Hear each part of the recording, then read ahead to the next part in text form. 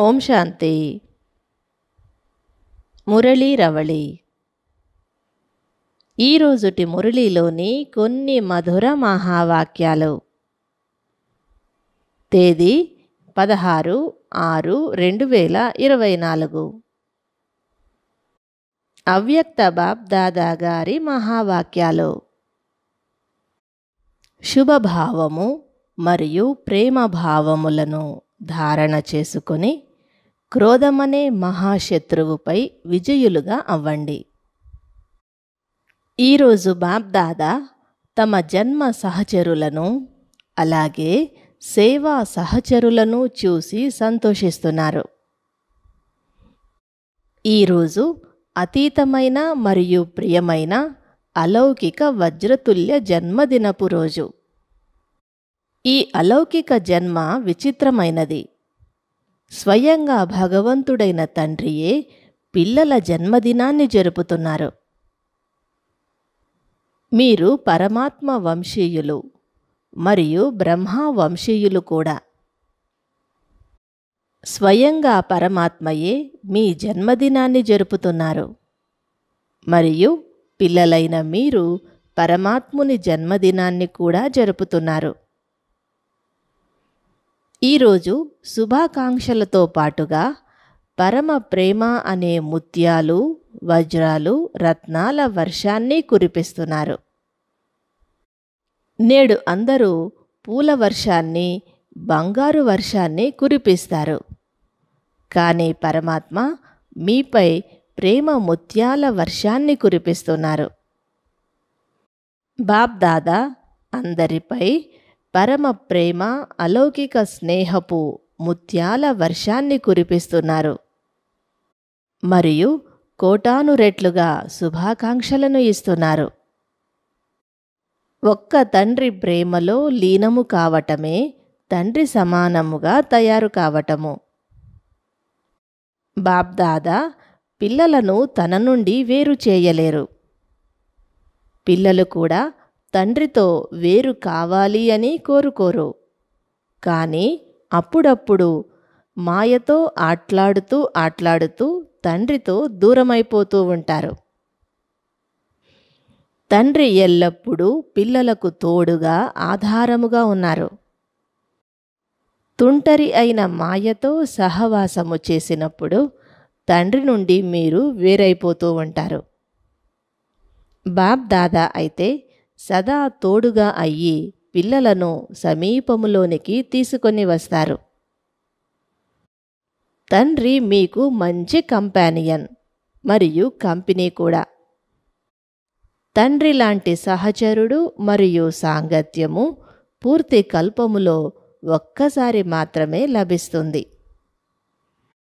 సదా బాబా కంపెనీలో ఉండండి అని బాప్ దాదా పిల్లలందరికీ ఎప్పుడు రివైజ్ చేయిస్తుంటారు. బాబా సర్వ సంబంధాల అనుభవాన్ని చేయించారు. బాబాయే మీకు సర్వస్వము.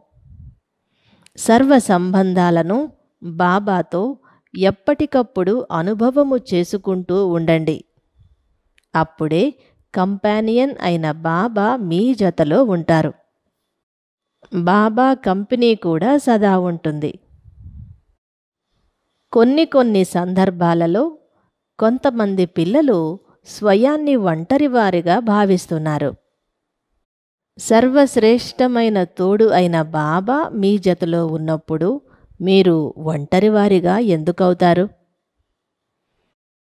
తండ్రి తోడును, తండ్రి సాంగత్యాన్ని సదా జతలో ఉంచుకోండి. దినచర్యలో ఎప్పుడు కూడా వై అనగా ఎందుకు అని అనవద్దు. ఫ్లై అనే మాటను గుర్తుంచుకోండి. బాబాను సహచరునిగా చేసుకుంటే మీరు ఎగురుతూ ఉంటారు. బాబా కంపెనీ, బాబా కంపానియన్ను మొత్తము రోజంతటిలో కార్యములోనికి తీసుకొని రండి.